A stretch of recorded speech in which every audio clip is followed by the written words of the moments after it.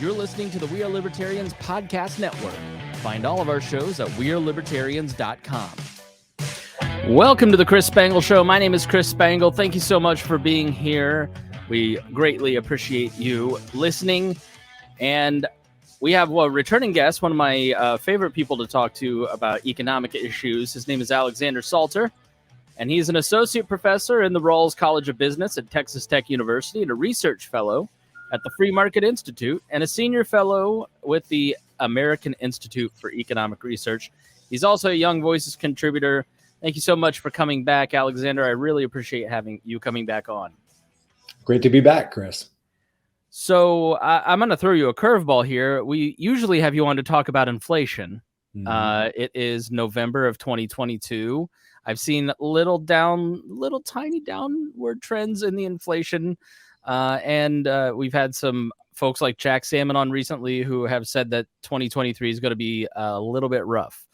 What do you see the economic future for the next year or two looking like? I'm not predicting a crisis. I would say that our future is more going to be sclerosis. Things aren't great. There's probably going to be a recession in 2023. It's not going to be huge. Labor markets are not going to bottom out, but neither is the American economy going to produce anywhere near its potential. We have the ability to make lots more wealth in this. And it's very disappointing, actually, that we're not actually operating at the frontiers of economic productivity. All right. So the article that caught my eye was in the Spectator, the American Spectator, and it's titled "On Gas Prices, Simple Economics, Trump's Biden's Partisan Agenda." And this is something that Joe Biden keeps repeating. For instance, we have 25 days of diesel supply, and it's an absolute outrage. And he, as your article, asked the oil and gas companies as war profiteers and threatened a windfall tax on their record profits. I keep hearing that the high gas prices are due to greed, corporate greed. Is that true? No. What? I'm guessing you want me to elaborate on that? Yeah, please. Because I need to argue with my liberal Facebook friend, and I need facts. It all just comes down to supply and demand. If you look what's going on, oil is an example of a good that we call is an elastic demand in the economics profession, which is just a jargony phrase for when prices go up, consumers are going to reduce their consumption not by that much. If prices go up by 10%, quantity demanded will fall by, say, 8%. Notice that the price hike effect outweighs the quantity effect. So that means that when oil prices go up, it's frequently the case that oil producing companies actually make more total revenue. They're selling less oil, but they're getting such a better price on each unit produced and sold that on net, the price effect dominates the quantity effect and they make more money. So if you want to understand what's going on in oil markets, it's the interaction of the administration's policies, which is a choice, global factors beyond the administration's control. Those factors are basically making producing and distributing oil more difficult, pushing up prices, reducing quantities, and ultimately resulting in higher revenue intake for big oil companies. There's nothing necessarily nefarious about it. This is just how markets work when a good is demanded that consumers don't have a lot of substitutes for, right? What substitutes are there for fossil fuels? There are substitutes, but none of them are particularly good, which is why consumers don't scale back all that much when prices go up. Yeah, that makes total sense. That people do use a little bit less, but they don't really, and then the price of oil goes up, so the amount of profits go up. And isn't it also the case that you mentioned that part of it is the administration's policy? I know I've talked to other folks on the program here who say that there's less permits, so they have less places they can spend their money, so they have more money, essentially, because they're not able to get permits to go explore and drill. What are some ways that the Biden administration's energy policy is also leading to these record profits? From day one, the Biden administration has not been friendly to the American energy sector. On day one, he signed that executive order halting the construction of the Keystone XL pipeline. Ever since then, it's been a stream of executive orders, even in legislation like the so-called Inflation Reduction Act, which certainly is a contender for the most inaccurately named bill in our nation's history. There's user fees, there's extra costs, there's all these regulatory actions that basically drive up the cost of producing oil. Combine that with the administration's rhetoric and broader stated goal to transitioning to a green economy, oil companies are looking at that and thinking any investments that we make to expand capacity are not going to be safe in terms of generating a rate of return. They're going to be taxed away. They're going to be regulated away. Why would we make those investments if we don't think that our property rights to the resulting revenue are secure? Oil companies, unfortunately, are responding rationally to the situation. So to the extent that there's a problem, it's not with the oil companies, it's with the policy that's disincentivizing them from stepping up production at this crucial time. Oil prices right now are something like 40% higher than they were in January of 2021 after adjusted for inflation. Based on the old prior to the COVID trend, production of oil domestically should be something like 2 million more barrels of oil per day. What happened to the trend? Where did that production go? That can be plausibly explained mostly by the administration's bad policies, but also, yes, it needs to be said, some geopolitical factors beyond the administration's control. But yeah, the Biden administration can and should be doing better on this. All right. So I think we've made you president before, and I'm all for it. Or you're put in charge and you're in Joe Biden's place. What are some things that you do in the short term and long term that would lower gas prices? Ease up on leases, get back to drilling, get back to producing, stop the regulatory overhaul that's basically making it increasingly hard to invest in capacity. There's a lot of things happening on several fronts. Another thing that we could talk about is that for oil companies, especially intermediate-sized producers, not necessarily the behemoths, but the intermediate-sized guys who are vital to the fossil fuels production chain, the supply chain, their cost of capital is going up immensely. Why? Various environmental, social, and governance goals that are being pushed by securities regulators and financial market regulators that are making accessing capital increasingly expensive for fossil fuel producers, because there is a push to steer capital away from disfavored industries like fossil fuels to green energy and more politically favored industries.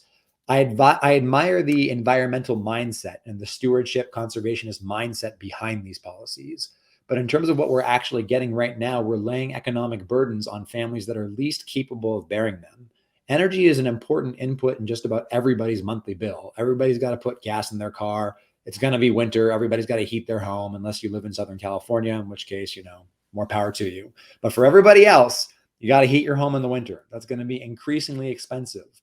When those prices go up, families that live on smaller budgets experience more pain because those cost increases eat up a larger share of their smaller budget. So if I'm in the Biden administration, I have to tell the president, Mr. President, the thing that we should be doing right now is getting out of the way. We don't need to give him a nudge. We just need to stop doing counterproductive things. Give a public address that says right now, based on domestic considerations, based on geostrategic considerations, international relations, producing more fossil fuels, producing more oils makes sense. It's in the national interest. And it would be the stated policy of the administration that they're going to stop holding that up. Undo the costly executive orders. Get back to permitting. We need more of that if we're actually going to get prices down and quantities up. There's no other way. I think the general pushback to that is, I believe climate change is real. I think we can see the evidence that something's going on. And I'm not all saying we're going to die in 25 years by any stretch of the imagination, but I think the people that would push back on you go, this is a dire emergency. We have to transition now. And if we don't cause some economic pain when it comes to fossil fuels and plastic production and all of these different things, we're never going to get to a more sustainable path. What would you say to that? I think that climate change is real. And I think that we can have an intelligent debate over what sorts of federal policies are necessary to reduce the externality, another economics jargony word for basically costs that we're imposing on other people, reduce the externality associated with carbon. But what we're doing right now is completely counterproductive. First of all, if we want to make a serious dent in global warming, it's not enough for the United States to get on board, right? And per capita terms, we're actually emitting less now than we did in 1992, if you can believe it. We are not the big polluters. China and India, which are rapidly industrializing, are the big polluters. And they're not going to get on board with the strategy of going green by 2030 or 2050 or whatever. You would be asking those nations to forsake their own industrialization, which is just not going to happen. If the United States acts unilaterally and completely eliminated fossil fuels, suppose that we were actually able to do that without affecting American living standards, which is a pipe dream, but just suppose that we actually did that. On the most charitable assumptions possible, based on the global climate models, that would be responsible for something like 0.6 of a degree Celsius over several generations. That's not that much compared to the trend warming that people are projecting. Don't get me wrong, it's non-trivial. But this idea that the United States can and should unilaterally fight climate change and be solely responsible for bearing those costs doesn't make sense. So we can stop hampering fossil fuel production at the same time as making alternative energies more attractive. Increase tax credits for alternative energies, right? Make those research and developments tax write-offs. If you need to, subsidize. I understand the argument that what you have to do is get the price point on renewables comparable to the price point on fossil fuels. And even then you have a problem because renewables are not as reliable as fossil fuels. It's not always sunny, so photovoltaics aren't great. It's not always windy, so windmills don't work great and they look nasty and interfere with wildlife migration patterns besides. So there is no silver bullet. We're probably going to need, if we're serious about taking on these environmental challenges, a spectrum of policies. But those policies don't have to include laying economic burdens on one of our most important sectors. And as long as we're talking about broader social costs, there's also broader social costs to having to go back to Venezuela, to Saudi Arabia, hat in hand, and begging for them to step up production. Those are real costs, dealing with tyrannical regimes, oppressive regimes that produce oil, by the way, dirtier than we do. The idea is if we can get our oil from them, right, at least we don't have the domestic optics problem of, oh, we're producing oil here, which is bad. So we'll just buy it, right? Because they don't vote for us. Which is sort of an insane thing to watch Joe Biden go to Venezuela and basically beg them. And when he was vice president, they were evil on earth. So yeah, that's a very, he was right then. Yeah, exactly. Same as Saudi Arabia. That's one of the problems with, I read a fascinating article on one of the Norwegian countries that I think it is Norway that became like a massive oil producer and one of the poorest countries on earth. And it was an article on the dangers of being a petrol state and how they're all a mess because they rise and fall based on the price of oil, except for Norway, which now basically is given like $200,000 to every citizen because of their wealth. So, if only we could be in Alaska or Norway, Alex. Wishes were fishes. Right, exactly. But here we are. One of the ideas that Joe Biden is floating is taxing the profits of oil companies. Mr. Neil Bortz, many, many years ago, the first person where I ever heard the term libertarian, taught me a very simple lesson about business taxes. And that is, I pay the business taxes as a consumer, not the business. So talk about the insanity of taxing oil companies for their profits and what that would do to the price of gasoline. One thing that pretty much all economists will admit, and this is public finance 101. This is not a left versus right thing. This is foundational to the discipline. The person responsible for paying a tax legally is very rarely the person who actually pays the tax economically. When we talk about the legal burden of a tax, we mean who has to actually write a check to Uncle Sam. But when we talk about the economic burden of the tax, we mean the person whose welfare in terms of gains from trade falls more. Right? Think back to the supply and demand analysis we talked about in oil markets. Consumers are not very sensitive to price changes. Producers, in contrast, are very sensitive to price changes because there is a global market for oil and they don't have to sell here. They could sell somewhere else, right? So when you try and tax suppliers are actually going to have a pretty easy time passing off most of those tax burdens onto consumers, precisely because consumers are not sensitive to price changes. They're the ones who are going to stick around in the market and take it on the chin, so to speak. So this is one of the most important things that we talk about when we try and teach economics to 18 to 22-year-olds every year. Don't think that just because the law says the oil companies have to pay the tax, they have to write the check, that they're the people actually sacrificing resources. In terms of higher prices and lower quantities, it would be consumers that bear the brunt of the burden. So you wouldn't just be taxing a windfall tax, you wouldn't be taxing windfall profits. You would also at the same time be disincentivizing future production. So short run, you would be hurting consumers rather than the big bad corporations that you're trying to go after. And longer term, you're creating really terrible incentives to actually ratchet up quantities, to actually get back to production that can make us competitive again. This is a losing proposition all around. And I can't imagine that the administration would actually want to go through with it. I have to hope that this is just for show. Oh, my sweet Alex. What a nice boy you are. Yes. Fingers crossed, right? All right. Fingers crossed. You mentioned educating students, and you're a professor at Texas Tech. I imagine you live in Texas, correct? I do live in Texas. I live in the great city of Lubbock, the western part of the state. And you've written an article in the Lubbock Avalanche Journal. Don't fear the Californians coming to Texas. Just like Joe Biden not passing taxes, are you just being naive about all these Californians coming into Texas? I mean, look at what they're doing to Arizona and Texas. Might be a purple state. I don't know if I would trust all of these people from blue states moving into red states. Brian Nichols moved from Philadelphia here to Newcastle, Indiana, and we've got to watch on him. We're keeping an eye on him, for instance, because we don't want him to turn the state liberal. Am I wrong?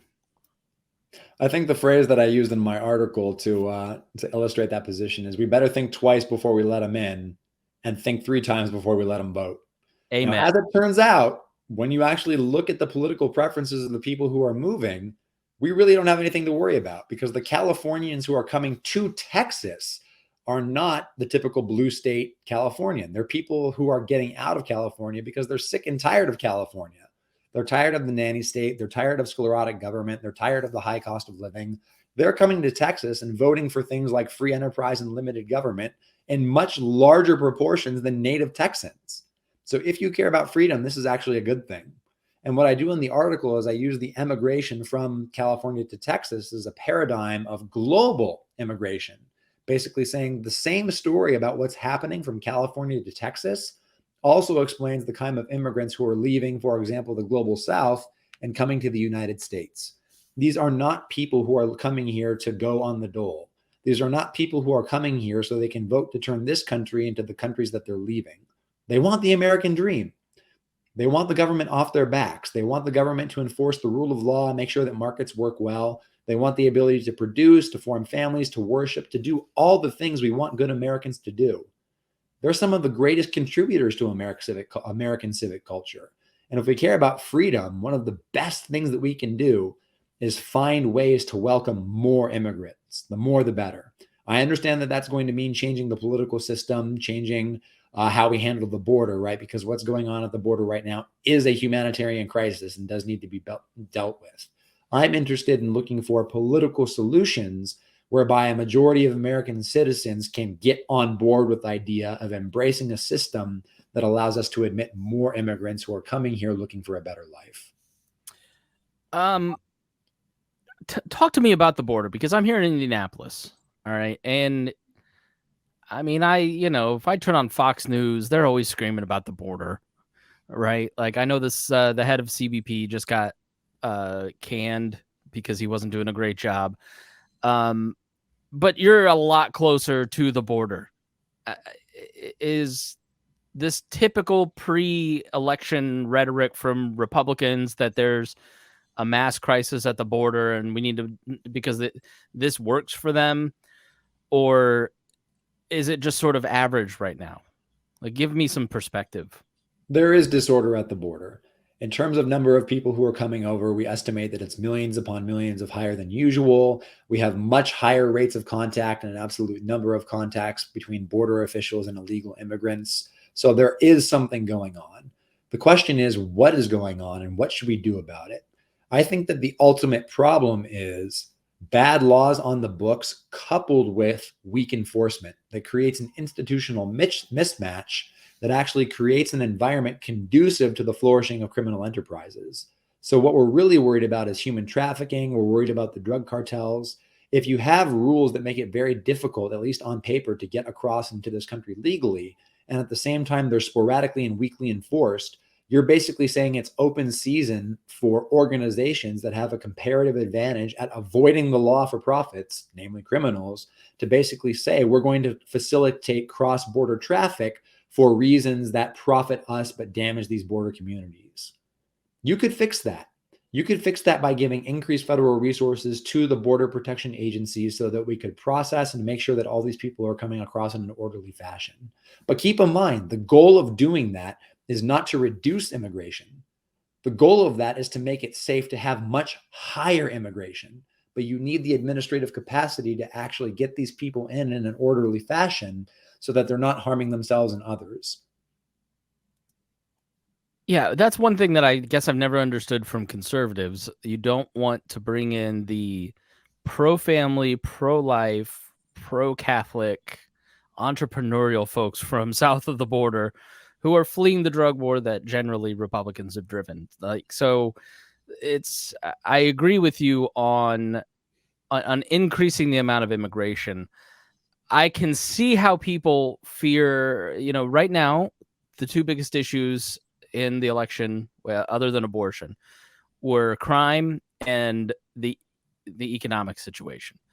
So if you're letting a lot of people into the country, aren't they going to take jobs that, Native Americans might need? And aren't they going to increase crime? Like, you're letting immigrants in. Don't they produce more criminal activity? We actually have pretty good data on this because when Texas officials make arrests, we actually track the immigration status of the offender if in fact they're an immigrant. So based on reasonable projections about how many illegal immigrants there are in the country, illegal immigrants actually commit crimes at significantly lower rates than native Texans. The most lawful group is lawful immigrants. Next behind them is illegal immigrants, ruling out the obvious illegal moving itself, which is technically a crime, but that doesn't count, right? The first rule of tautology club is the first rule of tautology club. We're debating whether this should be a crime in the first place. Right. So it's law-abiding immigrants, the illegal immigrants, and then native Texans actually commit crimes at higher rates. In terms of the job situation, what decades of empirical studies on labor markets have shown us is that immigrant labor and native labor are complements rather than substitutes. And the way to think about this is, yes, when immigrants come in, they're expanding the labor supply. And all else being equal, a higher labor supply lowers wages. But they're also demanders of goods and services. More goods and services demand means labor is worth more because it can produce more worthwhile goods and services, which tends to boost wages. When you really get into the data, what we see is that the kinds of jobs that illegal immigrants take, they're competing mostly with prior rounds of illegal immigrants. The vast majority of native U.S. workers are just not in that job market. They're taking other kinds of jobs, especially if they're high school graduates. So I see this as a situation where we can actually afford to welcome more immigrants in total to further facilitate a kind of division of labor that's going to make household wages even higher. We're actually sacrificing massive economic benefits by keeping our labor pool in the aggregate smaller, as well as by admitting immigrants who could fill those jobs. I hate to use the cliched phrase, but it really is the jobs that Americans won't do. That is actually a thing that we observe in the data. And so we need to be finding ways to get the most out of our labor force, which means we need we need not just a big labor force to produce more stuff in general, but we need it to fit together like pieces of a puzzle. Immigrant labor can and does complement native labor. We should want more of it. Yeah, I mean, I was surprised at the amount of the economic impact if we were to kick the dreamers out. The kids who are basically here, quote unquote, illegally, but had grown up here since they were very small and were culturally American, essentially, and they are Americans, but they didn't have legal status. And the amount of economic damage to the United States that kicking out, like, I forget the number, was it 20,000 people would have was significant. It was in the billions. And so more population generally means more economic growth because you've got more people here working, paying taxes, buying things, correct? Absolutely. When we really focus on it, though, what we want to talk about is not just economic growth in general, but we want to talk about income per person. Because if we're admitting a bunch of people and those people are producing more, you have more stuff that's being produced, but then you have more people consuming what's produced. So per capita, incomes aren't actually going up. We want to find out what's happening in terms of GDP per capita, income per head, per person. And it turns out, yeah, larger populations are actually better for income per person because when you have a larger labor force, you get additional benefits from specialization in the division of labor. You get that puzzle fitting effect that we talked about just a minute ago. The workers that are in the labor force fit better together and complement each other, making everybody more productive. Also, at the end of the day, the only thing that results in economic growth in the long run is ideas, technological innovation. More people means more brains means more ideas. That's where it ultimately comes from. People are not a curse to the economy. People are a blessing to the economy. We're nowhere near the quote unquote carrying capacity of the population. We have plenty of space, plenty of room. We can and should admit more people. And we can and should be having more babies, frankly, but that's a separate conversation. Yeah, well, I'm doing my best. Really what I'm hearing you say is you just want more people using welfare, because that's all I've heard is immigrants use welfare. Is that true? Immigrants do use welfare just like Native Americans. The question is, what are the costs of servicing them with welfare? It seems like an intuitive story, right? Immigrants come here, they're not acculturated, they don't speak the language, they're going to need some help. So they're going to disproportionately disproportionately consume public resources. Again, not if you look at the numbers. The welfare cost of servicing immigrants is, again, slightly lower than the welfare cost of servicing Americans who were born here. So in terms of the fiscal effects of immigration, most studies basically find it's a wash. Yes, they consume more public services, but they're also generating economic activity that stock the fisc in the form of paying tax revenue. So if you're concerned with public finances as a separate consideration, it really doesn't seem that you have anything to worry about, because that particular effect washes out. So when you sum up everything that we've mentioned before, less crime, right? More economic productivity, and it's a wash on public services. So you have two clear benefits, and on the third one, at least it's not a cost. I'll take 2 out of 3. Absolutely. All right, Alex Salter, shameless self-promotion time. Where can people follow you and learn more? Absolutely. Yeah, I have a website, www.awsalter.com. All of my academic writings and all of my popular op-eds are available there. I am on Facebook. You can find me on Facebook. So I'm off right now until after Christmas, but I'll be back on, when the new year comes around. I regularly publish in places like The Hill, National Review, and so I throw all my articles up there, and I'm happy to share those with anybody who wants them. I love hearing from readers, so please shoot me an email. I'd love to talk to you. You're working on a couple books, right? That's right. So I had my first book published last year, which is about monetary policy. It's called Money and the Rule of Law by Cambridge University Press. The great thing about that is we were able to convince Cambridge to publish a low-price paperback edition. I think the paperback edition is something like $28. So we actually have a pretty good market for that book. And that book basically makes the argument, look, as long as we have a central bank, and we can talk about whether we should, but as long as we have the Fed needs to have its hands bound very tightly with a specific rule. We can't just have this discretionary, technocratic picking and choosing the ends of monetary policy on the fly. Next year, I have at least 2 and possibly 3 books coming out. The first one is about common good capitalism. Barely able to get 3 podcasts out. You're writing 3 books? They've been a long time in the coming, and they just all happen to come out together. The first one's about common good capitalism. That's going to be published by Catholic University of America Press. The second book is about the political economy of medieval Europe, focusing on the High Middle Ages. That's going to be published by University of Michigan Press. And the third one, which I hope happens, that one's not set in stone yet. This is actually a popular book, not a scholarly book. I'm taking a collection of my articles that I wrote for the Lubbock Avalanche Journal, all on the theme of libertarianism and why I think that libertarianism is the authentic inheritor of the American political tradition, putting those together into a coherent narrative and publishing it as a book. So I know a lot of people are sometimes skeptical of books that were just a bunch of op-eds, but these are all related to each other. It's not like 30 essays that just happen to be stapled together. So it's going to work, and I'm optimistic the project is going to make a splash. Hey, it's worked for George Will. Why not you? I do not write as well as George Will. Very few people do. But we're thankful that you're here, and I do enjoy following you on Facebook. I think one of the books I was like, can I write the children's book? Which was a great joke, but the political economy of medieval Europe. I was like, I want to do the kids version. But anyway, we'll work something out. That's what I'll have Squish do the sketches. All right, Alex Salter, thanks so much for joining us here. Congrats on your success. It's very exciting, and just a great guy, great follow, and make sure you read his writings. Thank you so much for being here.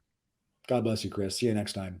Thank you for listening. We really do appreciate your time. And if you got something out of this, the best thing you can do is share it with your friends and family. That is how you support every writer, podcaster, any creative that you like. Share their work and tell people to join. That's the best way to promote them. Thanks so much, and we will see you again next time.